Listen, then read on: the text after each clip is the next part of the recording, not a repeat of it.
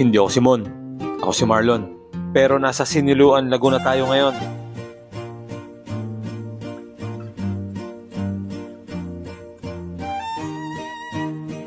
Kaya tara, samahan niyo ako. Ipapasyal ko kayo dito sa Camp Hogad. Tamang-tama at maganda ang panahon ngayon. Medyo mahaba nga pala ang biyahe natin. Kaya magpapapul takbo na tayo para sigurado. Ilang bayan nga pala ang dadaanan natin dito. Una ang Liliw, ang bayan ng Magdalena, ang Pagsanghan, andyan din ang Lumban, ang Kalayaan, ang Pakil, bayan ng Pangil, andyan din ang Pami, at syempre ang Siniluan. At dito pa lang sa may highway, matatanaw mo na ang Camp Hogad. Kaya tara na, lapitan na natin. At nandito na nga tayo. Sa baba pa lang, mamamangha ka na sa ganda. E ano pa kaya pag nasa taas na tayo? 50 pesos nga lang pala ang entrance fee dito. At hindi nga pala problema ang parking dito. Dahil meron sila dito.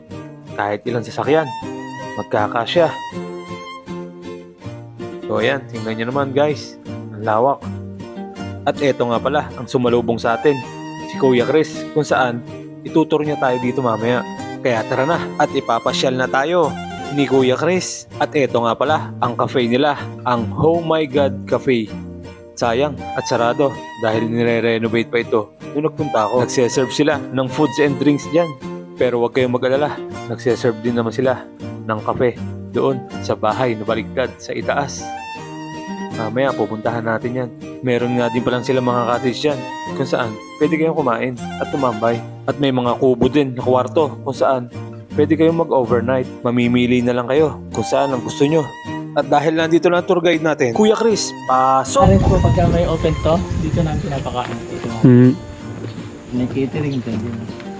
Meantime, malakas po talagang hangin sa taas.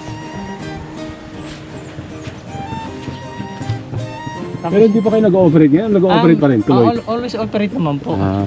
Kaso nga lang po. So nga lang po yan, ganyan. May mga minsan maintenance.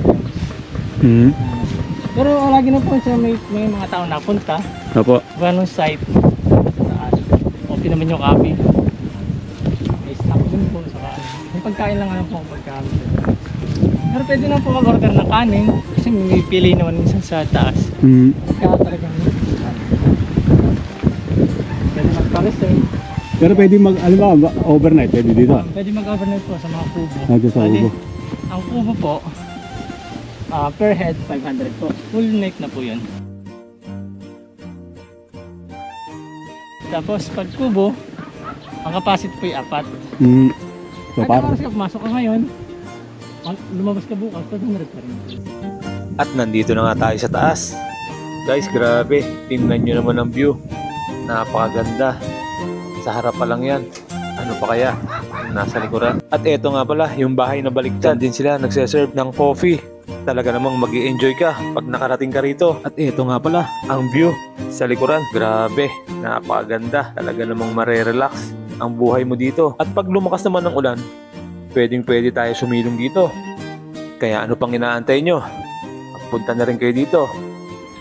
Bali sa mga panahon ng hapon. Tignan yung mapapansin nyo sir yan. Puro Mula dito yan pag ganyan. Parang bunker.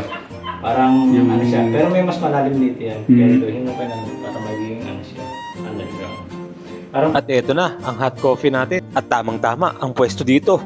Dahil napakaganda ng view habang umiinom ka ng mainit na kape. Kaya paliparan naman natin ito ngayon. Music, pasok!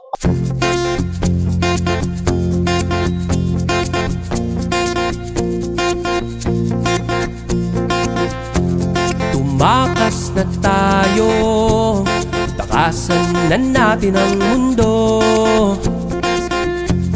Magtago papalayo sa mas tahimik at payapang mundo. Bumubulong ang hanging hamihan at huni ng ibon. Dumudulong at tinatawag na tayo ng mundo.